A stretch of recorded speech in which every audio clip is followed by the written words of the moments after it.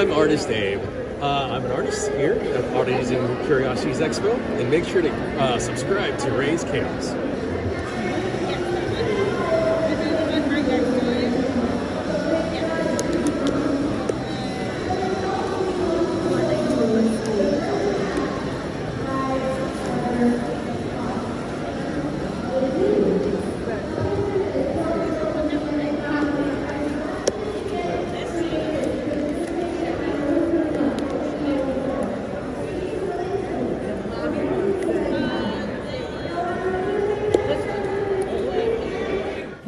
Everybody, my name is Raze Chaos. You've made it back to my channel, and I am so excited for this video.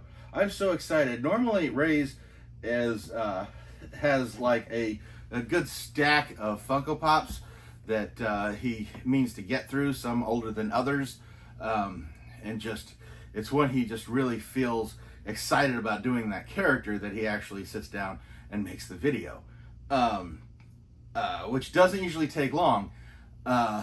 But that has been going on for a long time, and Raze was running low on some individual pops to do for his Tuesday videos.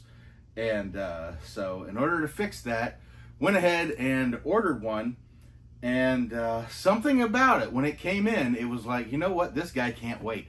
I need to get it. And since I don't actually look at the Funko Pops in great detail until I actually do the video on it, so you get my initial reaction. I was like, okay, get the camera, we gotta go now. So yeah, just got the mail, late for work, but I gotta see this stupid thing. So we're gonna put this guy away, yeah, and we are going to tear into this bad boy, and I know who it is, and you do too, because it was the name of the video, for God's sake. You gonna play hard to get with me.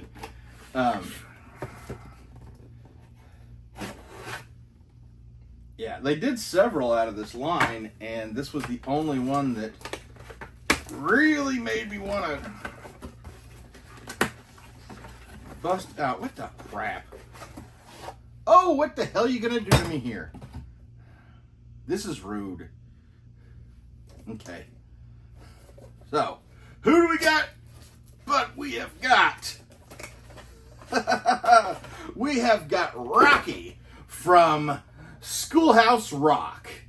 Oh yeah, the little superhero that is in the opening scenes of the show, and I don't really recall him being ever in any of the episodes. If he did, it wasn't very many. But, yeah, as growing up in the 80s, Schoolhouse Rock was something that you saw a lot of.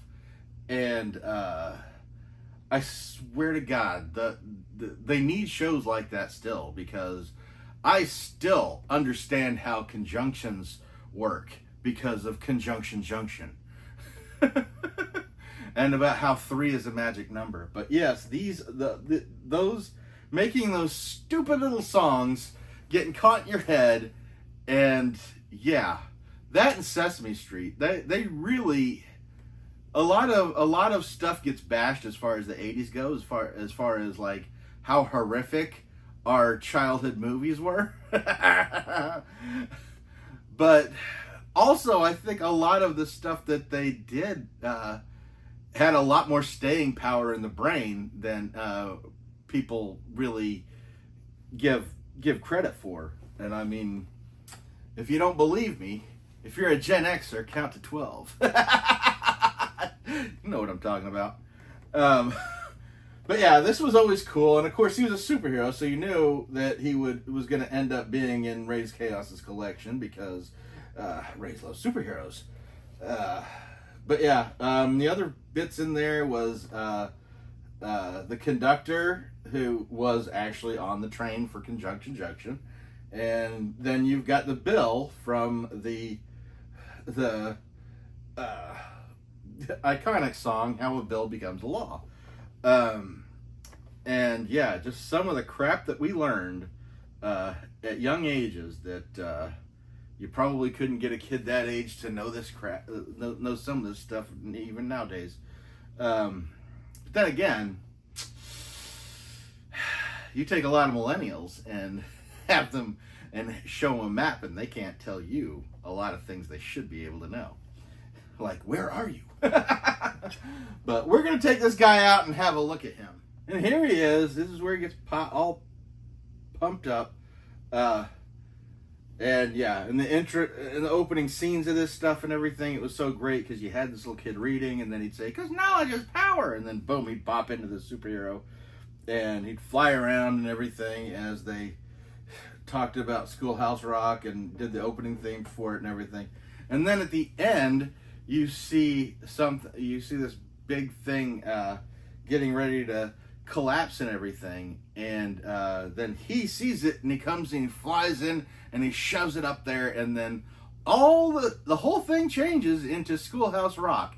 Now this bugged me when I was a kid, because I used to watch that thing over and over because I mean, we didn't have like stop motion or pause on anything, and for some reason that scene, that bit in the ending of that intro always bugged me, because I was always looking very closely to see exactly when the words changed into Schoolhouse Rock, and it was just like, oh, come on, because it's the exclamation point when he's finishing it, but what was it beforehand?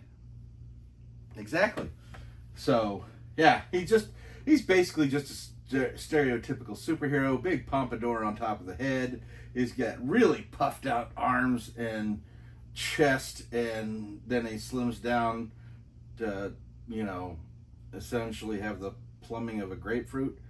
But yeah, really simplistic, and this is the kind of thing that would have gotten them sued by DC in way back, because anything that kind of looked like Superman, DC went after.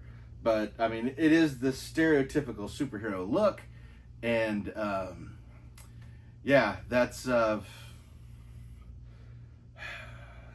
why he's in the collection. Honestly, I thought about some of the other two, but I don't think that's gonna happen.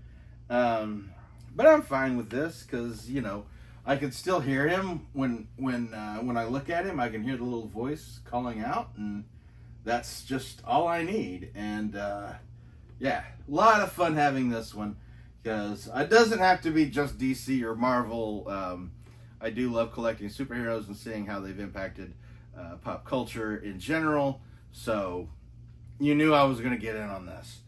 But let me know what you think of Schoolhouse Rock. I know some of you remember some of them. Did you have a favorite song outside of like Conjunction Junction? Do you have a favorite song outside of the three that were listed on the back here the two that was listed on the back here? Is you had the Conductor, you have the Bill That Becomes the Law, and that would be Conjunction Junction, and the big one I can think of is 3 Is the Magic Number, and that's primarily because Blind Melon did a cover of that at one point.